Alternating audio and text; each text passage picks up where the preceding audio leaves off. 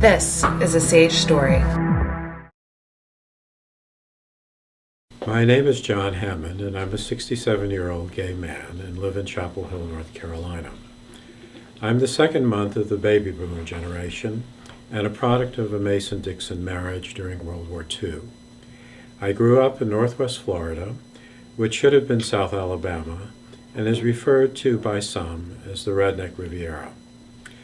I followed my father's marching orders and did everything he wanted me to do. Go to college, get a good job, marry, and have a family. My high school was totally segregated, as well as the town.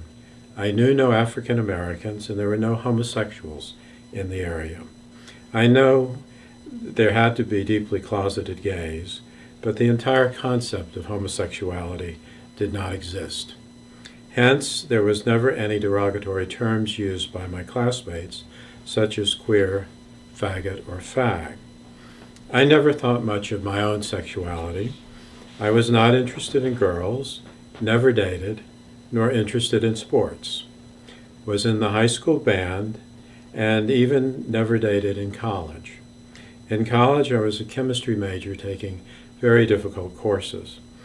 I don't remember in college ever knowing anything about homosexuality either, but do remember being attracted to my roommate. After undergraduate school, I worked for a year and dated one woman, and then I applied for graduate school at the University of Florida. As part of the first year of graduate school, I had to rotate through various research laboratories and to understand the research interests of the faculty. During a rotation, I met and dated the woman I married in 1971. She was only the second woman I ever dated. We graduated in 1974, and after postgraduate training, I became a faculty member in pathology and she in OBGYN at UNC. In 1979, we adopted a 6-year-old boy during a phase of my career when I thought I could manage anything. In 1991, I figured out I was gay, but by then I was married for 10 years and had a son.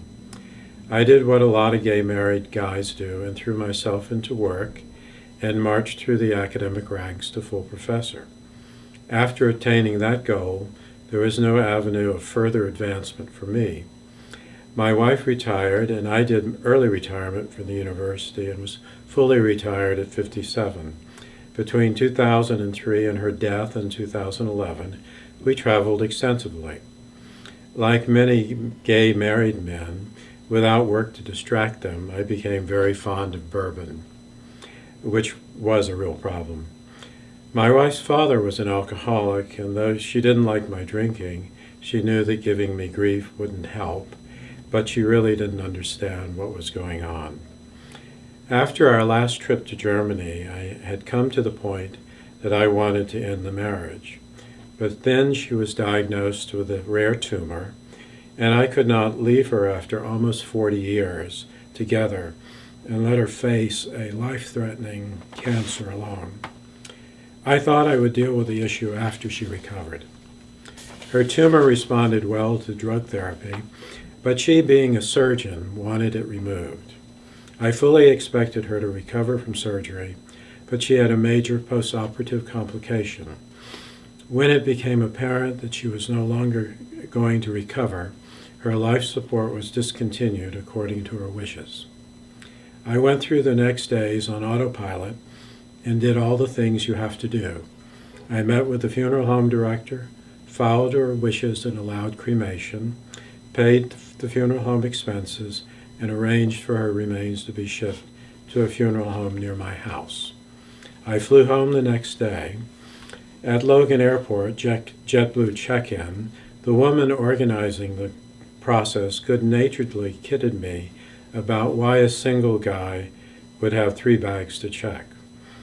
I was barely able to talk, but I told her one was mine, one was my deceased wife's, and the other was a borrowed bag with all of our carry-ons that I could not manage by myself. She immediately walked me through the check-in process, got the bags checked, and took me to through JetBlue's employee security line and into the waiting area for the flight. Then began the longest wait and flight of my life. My former chairman and a friend met me at the airport. We arrived at my house. They helped me get the luggage in and said goodbye. I was alone for the first time in 40 years. The natural grieving process was complicated with a great feeling of guilt that now that she was dead, I could be gay and out. I arranged for the memorial service, the reception, and later that evening a cocktail party and dinner for the family and friends, and to this day I have little memory of these events. I didn't care if I lived or died. I planned how to commit suicide, carbon monoxide in the garage, after moving the cats to the screen porch so they wouldn't be hurt. I saw my family doctor, told him I was gay and grieving. He recognized I was in really bad shape and got me instantly an appointment with one of the best, if not best, psychiatrists in town. Then began a 26-month period of appropriate drug and psychiatric therapy. Over that period of time, I found a number of gay organizations in the area and joined them. All of these organizations were very supportive and accepting. Especially important in my recovery was the LGBT Center of Raleigh and the Raleigh Business and Professional Network. In addition, I had the support of an extremely good friend that I met through the LGBT Center. He had been married, was also a widower, and we had many life experiences in common. During the 20 months of therapy, I was still drinking too much. Then I participated in the founding of a county Democratic Party LGBT organization, became the treasurer, and all of our officers were on the county party website, and I figured I was really out now. Delighted to be out and finding my real self. I told my psychiatrist that I was going to stop drinking, and I did, which led to a very nice weight loss. I've told those who I thought needed to know that I was gay and out. I had lunch with my former chairman, and on the way to our cars, he asked me why I had lost so much weight. I told him he really didn't want to know. I thought that was a coward's response, and if you're out, you should tell the truth. So I called him at home and told him I'd lost the weight because I quit drinking, was gay, and was now out of the closet and didn't need the alcohol.